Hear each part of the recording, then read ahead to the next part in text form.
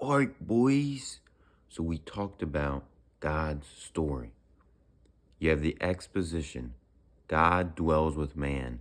Now you got 3 inciting incidents, not 4, 3 inciting incidents that are going to lead to the rising action.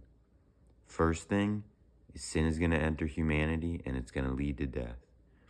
Second thing, as we saw in Genesis chapter 4, you're going to have holy ones, watchers, divine beings that are going to come down to earth, take on human flesh, have sex with women, and create the Nephilim, the giants, the men of renown. These are guys like Gilgamesh and Goliath.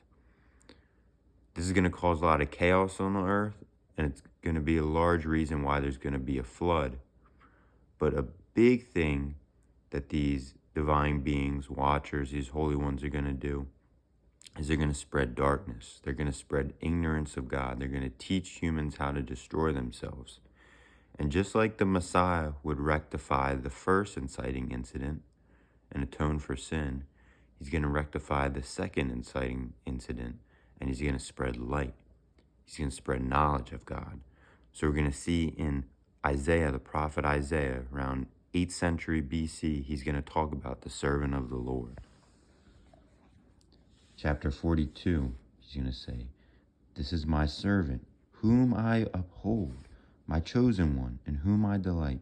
I have put my spirit upon him. He shall teach the true way to the nations. He shall not cry out or shout aloud, or make his voice heard in the streets.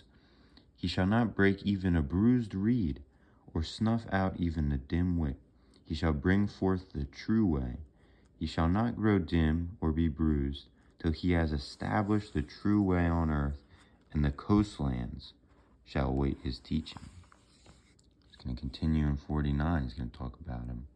"Listen, O coastlands, to me, and give heed, O nations afar." Now understand, Isaiah is in Jerusalem. He's talking about all these nations. That's us here in America and everywhere else other than Mesopotamia, Jerusalem, Middle East. "The Lord appointed me before I was born. He named me while I was in my mother's womb. He made my mouth like a sharpened blade. He hid me in the shadow of his hand, and he made me like a polished arrow. He concealed me in his quiver, and he said to me, 'You are my servant, Israel, in whom I glory.' I thought, I've labored in vain. I've spent my strength for empty breath. But my case rested with the Lord. My recompense was in the hands of my God. And now the Lord has resolved, He who formed me in the womb to be his servant, to bring back Jacob to himself, that Israel may be restored to him. And I have been honored in the sight of the Lord. My God has been my strength. For he said, it is too little that you should be my servant, and that I raise up the tribes of Jacob and restore the survivors of Israel. I will also make you a light of the nations, that my salvation may reach the ends of the earth." It's not just going to be for the Jewish people, but it's going to be for the Gentiles, for everyone. Chapter 51, he's going to say, "Hearken to me, my people, and give ear to me, O my nation. For my teaching shall go forth from me, my way for the light of peoples. In a moment I will bring it. The triumph I grant is near. The success I give has gone forth. My arm shall provide for the peoples. The coastlands shall trust in me. They shall look to my arm." In chapter 52, he's going to talk about the servant. "Indeed, my servant shall prosper, be exalted, and raised to great heights. Just as the many were appalled at him, so marred was his appearance, unlike that of man, his form beyond human semblance. Just so he shall startle many nations. Kings shall be silenced because of him, for they shall see what has not been told them, shall behold what they never have heard." This is the work of the servant of the Lord, the Messiah.